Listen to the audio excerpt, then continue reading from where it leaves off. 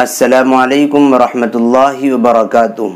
حیض کے زمانے میں پیریڈ ٹائم میں عورت ذکر و اذکار کر سکتی ہے یا نہیں؟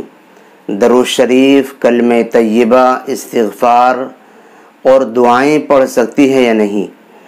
آج کی اس ویڈیو میں اسی سے متعلق 3 اہم باتیں میں آپ کو بتلانے جا رہا ہوں۔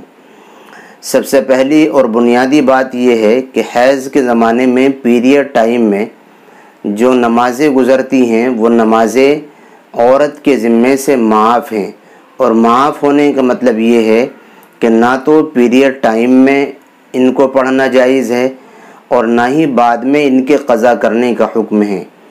حضرت ام عائشہ صدیقہ رضی اللہ تعالی عنہا سے ایک تابعیہ نے سوال کیا کہ ہمیں روزے قضا کرنے کا تو حکم ہے کہ اگر ہمارے روزے پیریڈ ٹائم کے حیض کے زمانے کے رہ جائیں تو ہم ان کو بعد میں رکھیں، نماز کے بارے میں حکم نہیں ہے، ایسا کیوں ہے؟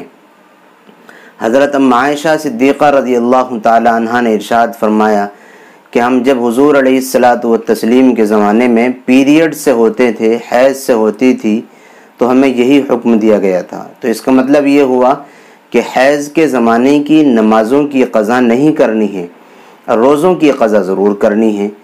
دوسری اور اہم بات یہ ہے کہ حیض کی حالت میں پیریڈ ٹائم میں قرآن کریم کی تلاوت کرنا بھی جائز نہیں ہے، اور نہ ہی قرآن کریم کو بغیر حائل کے، بغیر پردے کے، بغیر جزدان کے چھونا جائز ہے۔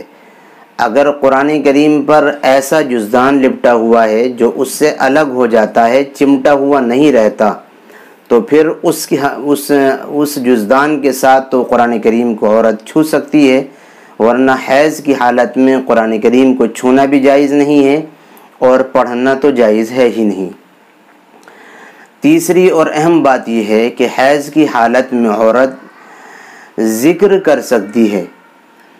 مثلاً اگر درود شریف پڑھنا چاہے تو درود شریف پڑھ سکتی ہے، اور ایسے ہی استغفار پڑھنا چاہے تو استغفار بھی کر سکتی ہے، کلمہ طیبہ بھی پڑھ سکتی ہے۔ اور اسی طریقے پر قرآن کریم میں جو آیتیں دعا کے مضمون پر مشتمل ہیں، جن آیتوں میں دعا کی گئی ہے، وہ آیتیں اگر عورت دعا کی نیت سے پڑھنا چاہے تو اس کے پڑھنے میں بھی کوئی حرج نہیں ہے۔ ایسے ہی قرآن اور ایسے ہی احادیث میں بھی جو دعائیں آئی ہیں، صبح شام کی دعا ہے، بیت الخلاء آنے جانے کی دعا ہے، یا جس کے جو معمولات ہوں، وہ دعائیں حیض کی حالت میں ماہواری کے زمانے میں پڑھنے میں کوئی حرج نہیں ہے۔ یعنی ذکر اور استغفار، کلمہ طیبہ، دعائیں یہ کر سکتی ہے۔ نماز بھی جائز نہیں ہے، روزہ بھی جائز نہیں ہے، قرآن کریم کی تلاوت کی نیت سے بھی جائز نہیں ہے۔ البتہ قرآن کریم کی جن آیتوں میں دعا مانگی گئی ہے، وہ آیتیں اگر دعا کی نیت سے پڑھنا چاہے تو اس میں کوئی حرج نہیں ہے۔